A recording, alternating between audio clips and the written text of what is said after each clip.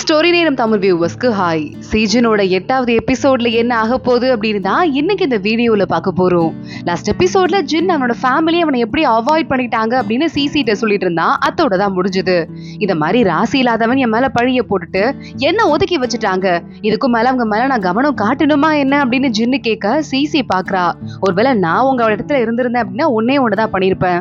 என் மேல பழிய போட்டது யாரு அப்படின்னு பார்த்து அவங்களுக்கு பழிக்கு பழி வாங்கியிருப்பேன். இதுதான் நான் பண்ணிருப்பேன் அப்படின்னு நம்ம சிசி சொல்ல, ஜின் அதுவரை இதை பத்தி நம்ம யோசிச்சதே இல்லையே அப்படின்னு சைலண்ட் ஆயிட்டு இருக்கான். இங்க இன்னொரு பக்கம் நம்ம ராஜா ஜட்ஜை கிட்ட கேட்டுட்டு இருக்காரு. ஆமா, அந்த பொண்ணு யாரு இந்த கேஸ் கண்டுபிடிக்கிறதுக்கு ஹெல்ப் பண்ணுதுன்னு கேட்க, உடனே ஜட்ஜும் சிசிய பத்தி ஒரு நாள் தூங்க முடியாம அந்த பொண்ணு வெளியே வரும்போது அப்ப டெட் பாடியை புதைச்சு வைக்கிறத பார்த்துட்டு கம்ப்ளைண்ட் பண்ணி இந்த அளவுக்கு வந்திருக்குன்னு சொல்ல, இவ்வளவு தைரியமான பொண்ணான்னு ராஜா கேக்குறாரு.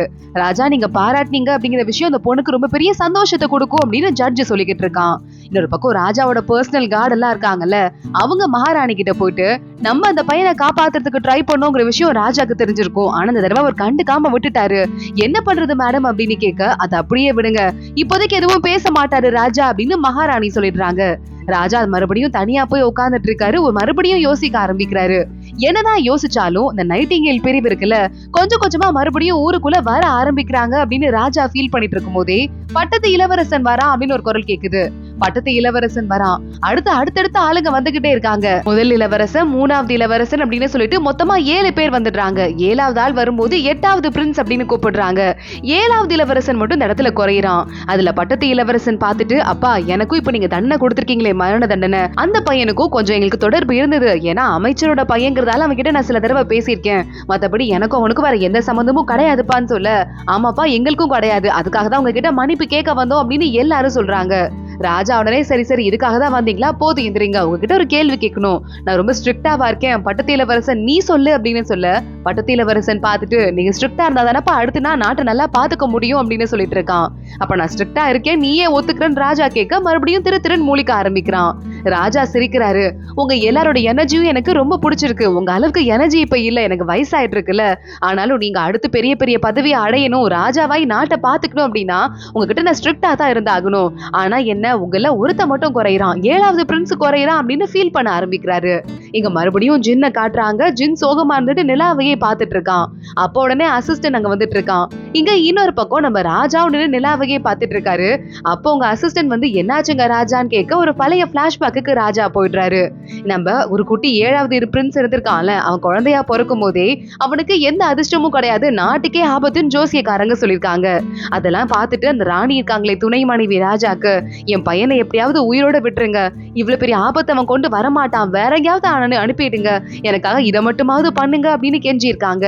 அதை பத்தி ராஜா யோசிச்சுட்டே, அவனை பார்த்து எத்தனை வருஷம் ஆச்சு, குழந்தையா இருக்கும் போதே எந்த பேரண்டோட சப்போர்ட்டும் இல்லாம பார்டருக்கு அனுப்பப்பட்டவன் அப்படின்னு சொல்லிட்டு ராஜா ஃபீல் பண்ண ஆரம்பிக்க, இவ்வளவு பாசம் இருக்குல்ல ராஜா, நீங்க ஏன் 7வது பிரின்ஸ கூப்பிடக்கூடாது, உங்ககிட்ட இருக்கிற வீரம் உங்க பையன்ல ஒருத்தனுக்கு வந்திருக்கு அப்படின்னா அது 7வது பிரின்ஸுக்கு மட்டும்தான், எத்தனையோ போர்ல ஜெயிச்சு கொடுத்துட்டு அவ்வளவு வீரமா இருந்துட்டு இருக்கான், அப்பயும் ஏன் கூப்பிடல அப்படின்னு கேட்க, இல்ல இப்போ நேரம் கிடையாது, நைட்டிங்கேல் பிரிவு மறுபடியும் ஊருக்குள்ள வந்துட்டு இருக்காங்க, இப்ப திடீர்னு 7வது பிரின்ஸ் உள்ள வந்தா அவன் உயிருக்கு ஆபத்து வந்துரும் அப்படின்னு ராஜா சொல்றாரு.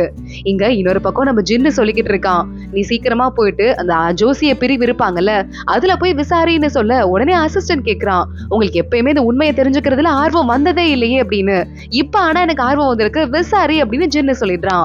அடுத்த நாள் நம்ம சிசியும் கடத்தி வைக்கப்பட்ட பொண்ணு ஒருத்தியை காப்பாத்துனாங்கல்ல, அந்த பொண்ணுமா சேர்ந்துட்டு வெளியே போயிட்டு இருக்காங்க. சிசி சொல்றா, இந்த இடத்துலதான் நான் ஒரு பிசினஸ் ஆரம்பிக்கலான் இருக்கேன், எனக்கு இன்னும் ஹெல்ப் தேவைப்படுது, நீ எனக்கு ஹெல்ப் பண்ணுவியா கூட இருந்துன்னு கேட்க, அந்த பொண்ணு சொல்றா, சிசி எனக்கு நல்லாவே தெரியும், நீங்க எனக்கு வேலை கொடுக்கணுங்கிறதுக்காக தான் உங்க பிசினஸ்ல என்ன ஹெல்ப் பண்ண சொல்லி கூப்பிடுறீங்க, ஆனா நீங்க எனக்கு ஆல்ரெடி நிறைய ஹெல்ப் பண்ணிட்டீங்க, நான் இதுக்கு மேல உங்களுக்கு பாரமா இருக்க விரும்பல, என்னோட ஊருக்கு போறேன், அங்க நிறைய ஏழை குழந்தைங்க இருக்காங்க, அவங்களுக்கு எழுத படிக்க சொல்லி கொடுக்க போறேன், ரொம்ப தேங்க்ஸ் நீங்க பண்ண ஹெல்ப்புக்கலான்னு சொல்ல, நீ ஹாப்பியா இருந்தா என்ன வேணா பண்ணு அப்படின்னு சிசி சொல்றா.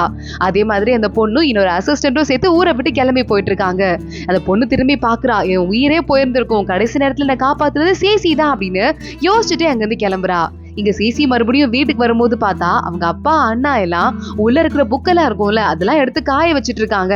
அப்பா எதுக்கு உங்க புக்கெல்லாம் இங்கே வந்திருக்கு, இதெல்லாம் நீங்க பல வருஷம் கஷ்டப்பட்டு சேர்த்த கலெக்ஷன் ஆச்சுன்னு சொல்ல, நீதான் கடை ஆரம்பிக்க போற, உனக்கு கொடுக்கறதுக்கு என்கிட்ட காசு இல்ல, சோ இந்த கலெக்ஷன்லாம் ரொம்ப ரேரான பொருள், இதை வித்தோம்னா நிறைய காசு கிடைக்கும்னு சொல்ல, அப்பா அதுக்காக நீங்க கஷ்டப்பட்டு கலெக்ட் பண்ணதெல்லாம் விற்கணுமா, ப்ளீஸ்பா வேண்டாம்ப்பான்னு சொல்லிட்டு அம்மாவோட நகை தான் பேலன்ஸ் இருக்குல்ல, நான் அதை வச்சு கடையை ஆரம்பிச்சுக்கிறேன்னு சொல்ல, கல்யாண வயசுல இருக்கிற ஒரு பொண்ணுக்கு டவுரி இல்லாம நான் எப்படி வச்சிருக்க முடியும், அதனால இந்த நகையெல்லாம் அப்படியே இருக்கட்டும், அதுவும் இந்த புக்கு ஒன்ன விட எனக்கு எதுவும் ஸ்பெஷல் கிடையாதுமா, நிறைய புக்கு வந்துட்டு குப்பை மாதிரி கிடக்கு ரொம்ப நாளா யூஸ் பண்ணாம, சோ நீ எனக்கு ஹெல்ப் பண்ணியே ஆகணும்னு சொல்ல அண்ணனும் அங்க வந்துடுறான். என் புக்கெல்லாம் நான் என் வாழ்க்கையில படிச்சதே இல்ல, தயவு செஞ்சு தூக்கி போடுங்க அப்படின்னு சொல்லிக்கிட்டு இருக்கான். சிசிக்கு என்ன சொல்றதுனே தெரியல.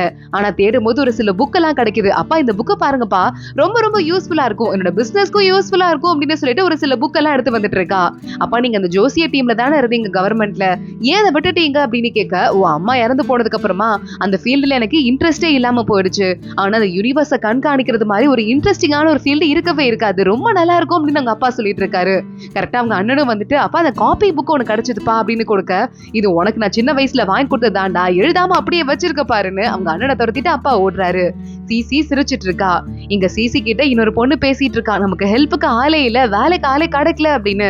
அப்பன்னு பார்த்து சூ உள்ள வந்து, நான் ஒரு பொண்ணை கூட்டு வந்துட்டு இருக்கேன், இந்த பொண்ணு எங்க ஊர்ல வந்து மேக்கப் கடை வச்சிருந்தவதான், இப்போ உனக்கு ஹெல்ப் பண்ணுவான்னு சொல்ல, ரொம்ப தேங்க்ஸ் அப்படின்னு சிசி சொல்லிக்கிட்டு இருக்கா. இங்க நம்ம ஜின்னு வந்துட்டு இருக்கான். வரும்போதே இது முக்கியமான வேலை இருக்கு அசிஸ்டன்ட் சொல்லிக்கிட்டே இருக்கான். அப்பன்னு பார்த்து சிசியோட அண்ணா பக்கத்துல வந்து, இங்க பாரு சிசி கடை ஓபன் பண்ற நாளைக்கு உன்னையும் இன்வைட் பண்ண சொன்னா அப்படின்னு இன்விடேஷன் கொடுக்க, இல்ல எங்க பாஸ்க்கு நேரம் இல்ல அப்படின்னு ஜின்னு அசிஸ்டன்ட் சொல்றான். இல்ல எனக்கு நேரம் இருக்கு நான் வரேன் அப்படின்னு நம்ம ஜின்னு சொல்லிடுறான்.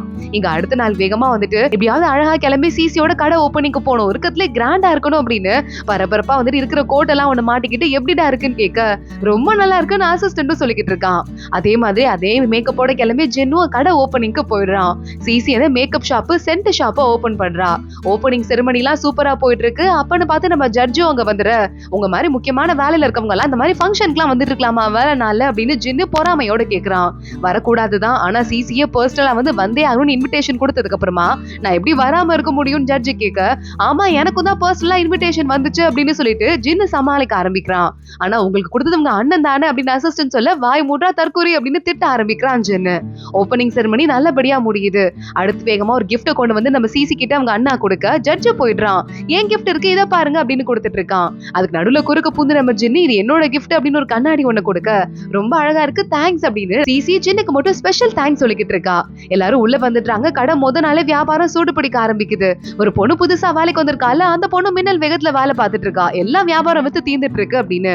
அப்ப ஜட்ஜு உடனே பக்கத்துல வந்து, எனக்கு ஏதாவது சஜஸ்ட் பண்ணுவீங்களான்னு கேட்க, இங்க வாங்கன்னு சிசி கூட்டு போயிட்டு இருக்கா. ஜின்னு நடுவுல குறுக்கு வந்து பூந்துடுறான். அப்படியே எனக்கும் சேர்த்து சொல்லுங்க, எனக்கும் இதுல நிறைய இன்ட்ரெஸ்ட் இருக்கு அப்படின்னு 2 பெர்ஃப்யூம் எடுத்து கொடுத்து, இதை நீங்க போட்டுக்கோங்க இதை நீங்க போட்டுக்கோங்க அப்படின்னு சிசி ஆளுக்கு ஒண்ணு கொடுக்க, ஜின்னு நம்ம ஜட்ஜு கையில இருந்தும் புடுங்கிட்டு, எனக்கு இதுவும் பிடிச்சிருக்கு ரெண்டையும் நான் எடுத்துட்டு போறேன் அப்படின்னு சண்டை போட்டுட்டு இருக்கான்.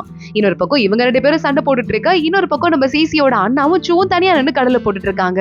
என்ன இந்த பொண்ணுக்கு ரொம்ப பிடிச்சிருக்கு போல அப்படின்னு அவங்க அண்ணா சிரிக்க ஆரம்பிக்கிறான்.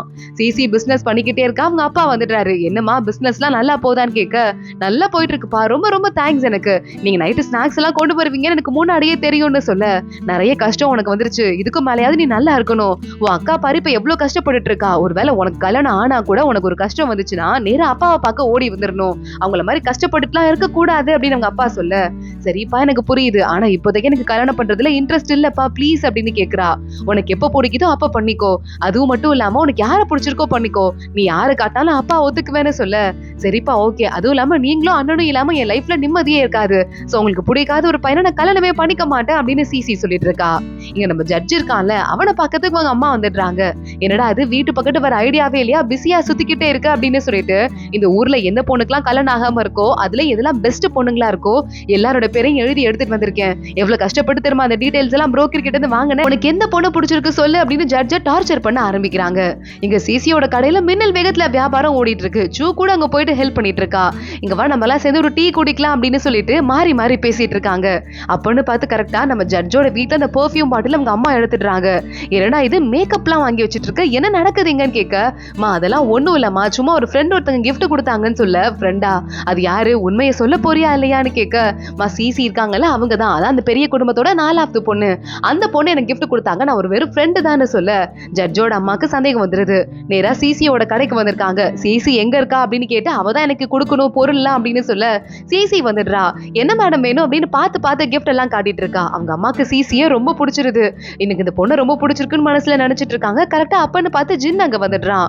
யாரு இந்த லேடி சிசி கிட்ட பேசிட்டு இருக்குதுன்னு பார்த்துட்டே கேஷுவலா உள்ள நுழைய கரெக்டா அப்பன்னு பார்த்து இவ ஒளிஞ்சு நின்னு பார்த்துட்டு இருக்கான். அங்க சூ வந்துடுறா. இது பாரு ஜட்ஜோட அம்மா தானே, வந்ததுல இருந்து நானும் பார்த்துட்டே இருக்கேன். இங்க சிசி கிட்ட ரொம்ப உருகி பேசிட்டு இருக்காங்க. பொருள் வாங்க வந்த மாதிரியே இல்ல, சிசிய வாங்கி போற மாதிரி இருக்கு. ஒருவேளை மருமகளா இருக்கிறதுக்கு தேடி வந்திருப்பாங்களோ அப்படின்னு சூ எல்லா விஷயத்தையும் சொல்லிட ஜின்னு ஷாக் ஆயிடுறான். வாய மூடு அப்படிலாம் இருக்காது அப்படின்னு. சிசி அவங்க அம்மாக்கு பாய் சொல்லிட்டு வெளியே வந்து ஜின்ன கூப்பிடுறா. இங்க என்ன பண்ணிட்டு இருக்கீங்க அப்படின்னு. இல்ல சூ இருக்கால, அவளுக்கு ஏதாவது சாப்பிட வாங்கி கொடுக்கலான்னு வந்தேன். போதும் உள்ள போய் பழத்தெல்லாம் கழுவிட்டு சாப்பிடுமான்னு சூபா அவ வாங்கிட்டு வந்த பழத்தை அவளையே கழுவுறதுக்காக ஜின்னு உள்ள அனுப்பிட்டு இருக்கான். அப்புறம் வேற என்ன அப்படின்னு நம்ம ஜின்னு கேட்டுட்டு இருக்க சிசி உடனே சிரிச்சுட்டு பெர்ஃப்யூம் போட்டிருக்கீங்க போல, உங்களுக்கு நல்லா இருக்கு, ஒரு நிமிஷம் அப்படின்னு உள்ள போயிட்டு என் பாட்டியோட பர்த்டே வருது, உங்க வீட்டுக்கு வந்து நான் பத்திரிக்கை வைக்கலான்னு தான் இருந்தேன், இப்ப நீங்களே வந்துட்டீங்க, எங்க வீட்டு ஃபங்க்ஷனுக்கு கண்டிப்பா வந்துடணும்னு சிசி கூப்பிட ஜின்னு பல காட்டி சிரிக்க ஆரம்பிக்கிறான். இங்க சிசியோட இன்னொரு அக்கா இருக்கால, அவளும் ஹஸ்பண்டும் ஊர்ல இருந்து டிராவல் பண்ணி வந்துட்டு இருக்காங்க. ஹஸ்பண்ட் பக்கத்துல உட்காந்துட்டு என் பொண்டாட்டிக்கு என்ன டீ பிடிக்கும் அப்படின்னு பார்த்து பத்திரமா சொல்லி இதை கொண்டு வாங்கன்னு சொல்ல இப்படி ஒரு புருஷன் பொண்டாட்டியான்னு கடைக்காரரே பார்த்துட்டு போறாரு. நீங்க ரொம்ப கஷ்டப்பட்டுட்டீங்க, ரொம்ப தூரம் டிராவல் பண்ணி வந்துட்டீங்க அப்படின்னு சிசியோட அக்கா சொல்லிட்டு இருக்க, நீ ஹாப்பியா இருந்தா நான் உனக்காக என்ன வேணா பண்ணுவேன் அப்படின்னு நம்ம புருஷனும் சொல்லிட்டு இருக்கான். டீ வருது, சாப்பிடுறாங்க, கிளம்புறாங்க. இங்க இன்னொரு பக்கம் நம்ம சிசி அவங்க பாட்டி பர்த்டேக்கு ரெடி பண்ணிக்கிட்டு இருக்கா. இங்க பாருமா அக்கா வந்துட்டே இருக்கா, அவ பிறந்தப்ப எனக்கு வந்து மெச்சூரிட்டியே இல்ல, ஒரு அப்பாவா, அதனால அவளை பார்த்து பத்திரமா வளர்க்கலன்னு ஒரு ஃபீலிங் இருந்துட்டே இருக்கு. அவளை பார்க்கும் போது எனக்கு கவலையாவும் இருக்கு. ஆனா என்ன நல்லபடியா ஒரு மாப்பிள்ள கிடைச்சிட்டாரு என்னோட பெரிய பொண்ணுக்கு, சோ எனக்கு கொஞ்சம் நிம்மதியா இருக்குன்னு சொல்ல, ஆமா அப்பா கவலைப்படாதீங்க, அக்கா நல்லபடியா வாழ்வாங்க அப்படின்னு சொல்லிட்டு சிசியும் சொல்லிக்கிட்டு இருக்கா. அவங்க அப்பா அங்க இருந்து கிளம்பி போயிட்டு இருக்காரு. இங்க ஜட்ஜ பாக்கிறதுக்கு மறுபடியும் அவங்க அம்மா வந்திருக்காங்க. இங்க பாரு சிசியோட வீட்ல பாட்டிக்கு பர்த்டேக்கு எனக்கு இன்விடேஷன் வந்திருக்கு, அந்த ஃபங்க்ஷனுக்கு நீயும் வா அப்படின்னு கூப்பிட ஜட்ஜ் வெக்கப்பட்டுக்கிட்டே கிளம்புறான். கரெக்டா இங்க இன்னொரு பக்கம் நம்ம சிசியோட இந்த சித்தி பொண்ணு இருப்பால பேய், அவ்வளவு விறுவிறுன்னு கிளம்பிட்டு இருக்கா. எனக்கு நல்ல பேர் வாங்கியே ஆகணும், பாட்டிக்கும் எனக்கும் ஏற்கனவே ரிலேஷன்ஷிப் சரியில்லை அப்படின்னு நேரா ஓடுறவ ஆப்போசிட்ல வர ஜட்ஜ் மேல மோதிடுறா. ஜட்ஜ பார்த்ததுமே லைட்டா மயங்கிடுறா. ஆனா ஜட்ஜ் பாக்குறான். என்னமா ஆச்சு, உங்களுக்கு எந்த ஆபத்தும் வரலையேன்னு கேட்க, இல்லங்க உங்களுக்கு ஒண்ணும் ஆகல, பாட்டி பர்த்டேக்கு வந்தீங்களா, நான் உங்களை உள்ள கூட்டு போறேன் அப்படின்னு ஜட்ஜே வச்சுக்கன்னு வாங்காம பாக்க அத ஜட்ஜோட அம்மாவும் பாத்துட்டு தான் இருக்காங்க. பேயோட அம்மாவும் தூரமா இருந்து பாத்துடுறாங்க. ஓ கதை எப்படி போதா அப்படின்னு அவ மனசுக்குள்ள ஒரு பிளான் போட்டுட்டு இருக்கா. எங்க சிசியும் உங்க அண்ணாவும் எங்க அக்கா வரலையே அப்படின்னு சொல்லிட்டு வெயிட் பண்ணி நின்னுட்டே இருக்க. கரெக்டா வண்டி வந்து இறங்குது. வேகமா சிசியோட அக்கா ஓடி வரா.